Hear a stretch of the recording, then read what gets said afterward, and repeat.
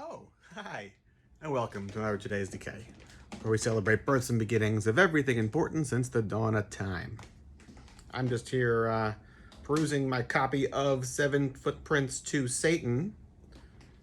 This is a bound version, as was found serialized in Argosy magazine, written by A. Miret. So, it appeared in installments over a couple of months. And this is the whole damn story. Why am I reading it, you wonder? Well, I'll tell you. Because on this day, September 28th, 1879, Benjamin Christensen was born. Benjamin Christensen is a Danish filmmaker. I think he's Danish. Something like that. Danish, yeah.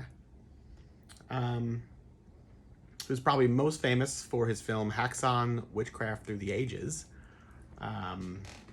which he directed and starred in as a naked devil churning butter and having witches kiss his bare ass.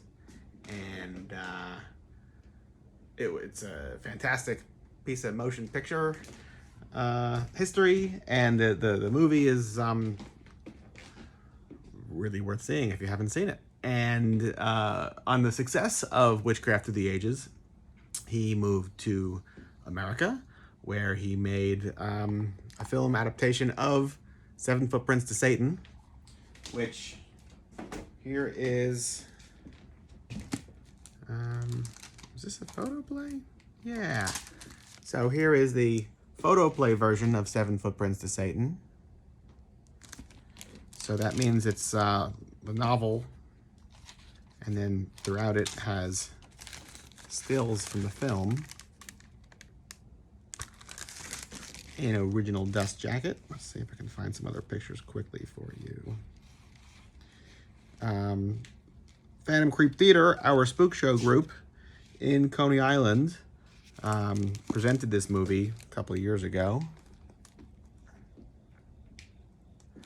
It is awesome.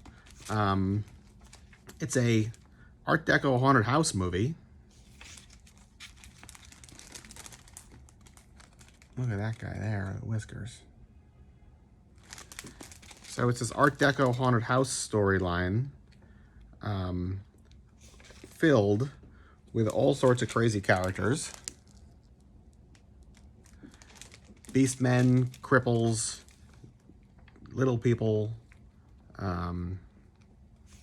Here's Charles Gamora as a gorilla let loose. And Angelo Rosito as well, and I think one of his first roles. See here. I'd say half the characters in this movie are like vague approximations of various Lon Chaney Sr. characters that he played at one point or another. It culminates with this caped and cowled, like actual Satan character who winds up in this like grand ballroom. All the intertitles.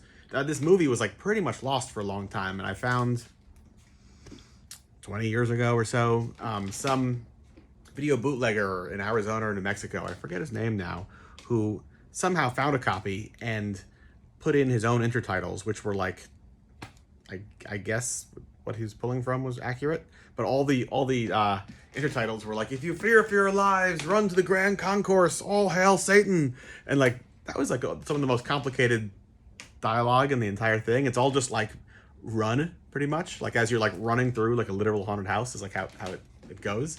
It's an awesome story. No, it's not an awesome story. It's an awesome set piece and a ton of fun. And Benjamin Christensen also made a film around the same time, I think a year or two before, but it's lost, called The Haunted House, which is probably in a similar vein. He also made The Mockery with Lon Chaney Sr. and The Devil's Circus with Norma Shearer, I think, which is a great movie. It starts off with this devil character looming ominously over like a revolving globe that I think becomes like a circus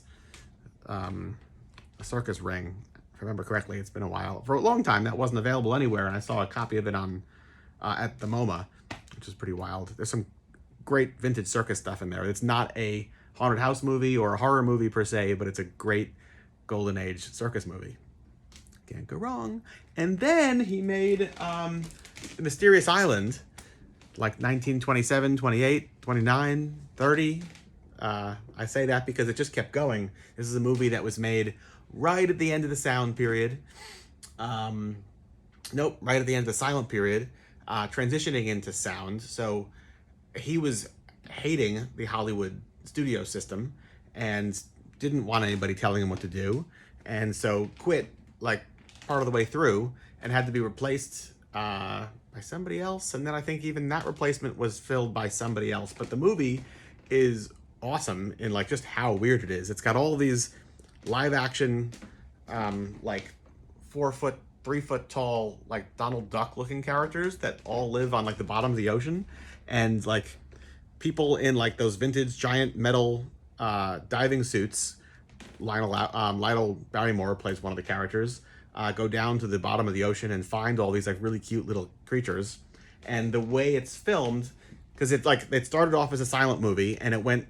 Oh, Maurice Tourneur also directed it for a segment of it. I think maybe it was Maurice Tourneur started, said the hell with the studio system, went back to France. Benjamin Christensen picked it up, said the hell with the studio system, I'm going back to Denmark. And then whoever finished it just finished it. So it wound up going on for like three or four years. And so you get the whole transition of beautiful framing and shadow and light and depth of field that Maurice Tourneur was known for. And then you've got these really ghoulish elements that I suppose Benjamin Christensen was known for, such as, so all these human explorers are down on the ocean floor looking at these super cute Donald Duck looking characters who were kind of like dancing around. And then they had like this giant pet octopus that's like there to like do their bidding. And one of the Donald Duck characters winds up like killing or hurting one of the human beings. And they just realize all of a sudden that like out of their suit is like flowing blood, and all the Donald Duck characters are like, blood. And it's just like hundreds, as far as the eye can see, of these little previously unmenacing characters now just like jumping on top of all the human beings, trying to like rip their diving suits off to like, eat the tasty morsels inside. And the way it's shot, so parts of it are silent with intertitles, parts of it are very early sound. So you've got characters who are standing like right next to each other with like the frame right above them, or like, yelling into a potted plant because the microphones were so poor at this point that like this was not really viable technology yet, but they were going to do it anyway. So you've got scenes that are like talkies, but like very early talkies that are just painful and impossible to listen to. But the payoff is great because the movie is so weird and so good. So yeah, The Mysterious Island, which eventually came out in, I want to say 1930, but it was in production from like 27 onwards. And both were the inspiration for true artists Maurice Tourneur and Benjamin Christensen to get out of Hollywood. That would be the most important things of Benjamin Christensen, born on this day, 1879. And on this day in 1895, the Lumiere brothers filmed workers leaving the Lumiere factory. This is commonly known, I'm sorry, not filmed, it was screened for an audience on this day in 1895. Commonly thought to be the first like film as we know it. Like the film experience in that, like, people can sit down and watch shadows and light being projected on a wall and lose themselves in it. And on this day in 1979, The Damned released Smash It Up. And the rest is history. Until tomorrow, folks. Enjoy. Goodbye.